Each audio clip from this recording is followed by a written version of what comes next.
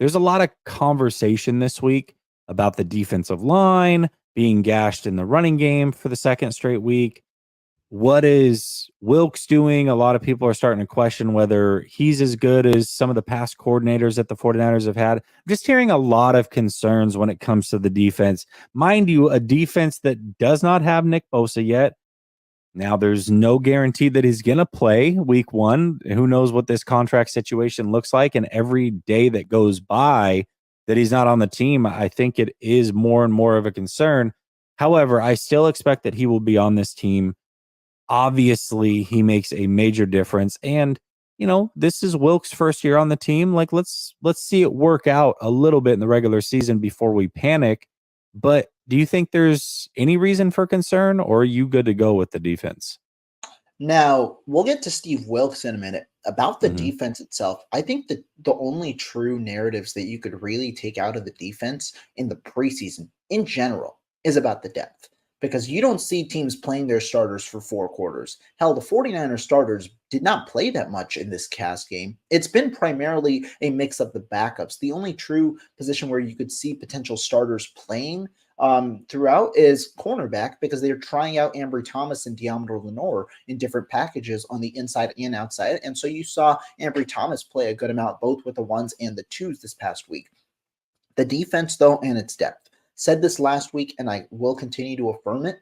I think the defensive line is, it's a little more problematic in terms of depth than people realized at the beginning of the offseason.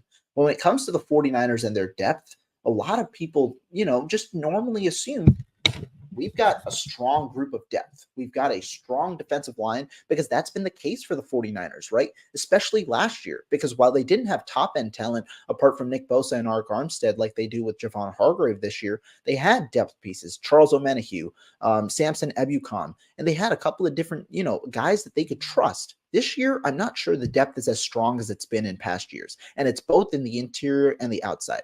T.Y. McGill showed out this week, had a sack, had a couple of pressures. I thought he looked good. But the other part is T.Y. McGill is a pass rush specialist. He's not a great run defender. And so are the remainder of the 49ers defensive tackles in terms of depth. At edge, we're considerably weaker compared to past years in terms of depth. You don't have the 2 proven high-end options in Ebukam and Omenihu anymore.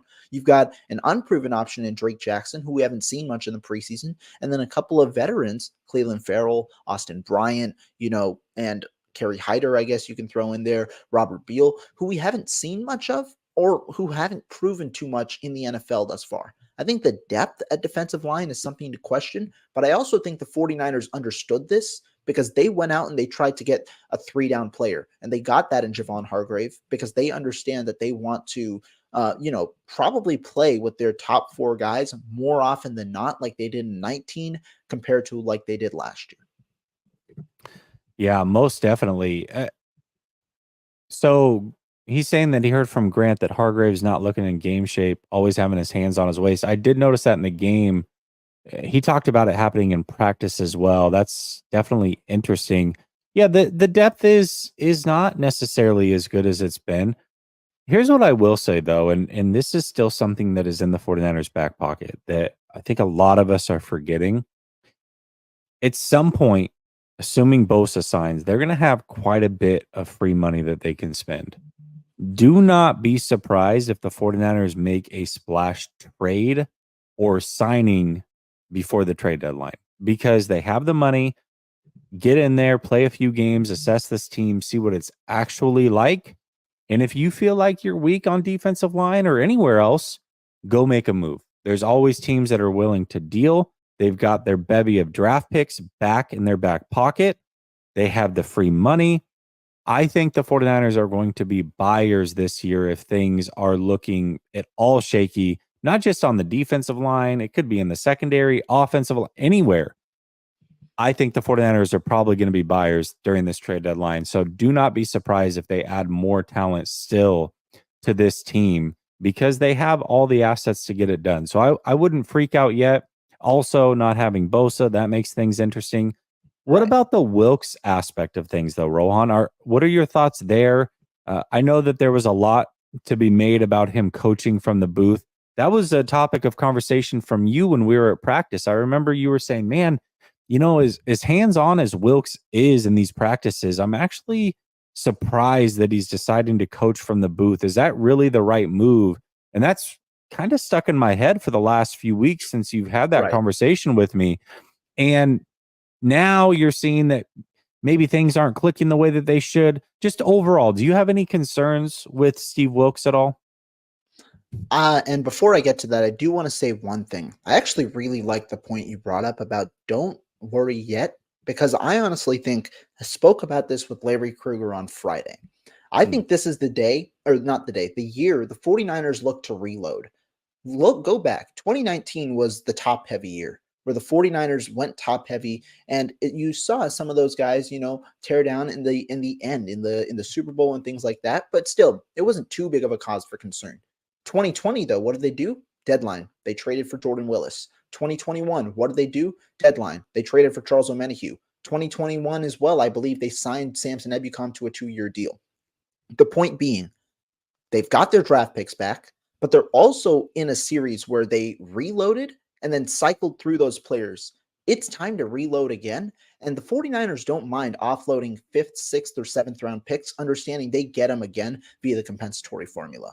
The 49ers have more compensatory picks than they can actually get because of the players that they've offloaded in free agency. So if they trade a guy, well, guess what? Another guy steps into the compensatory formula. They don't really lose a pick. So that's the way that it's going to be. And I think that this could definitely be the year for reload and get some more intriguing guys that could be pieces on cheap deals for the next 1 to 2 years.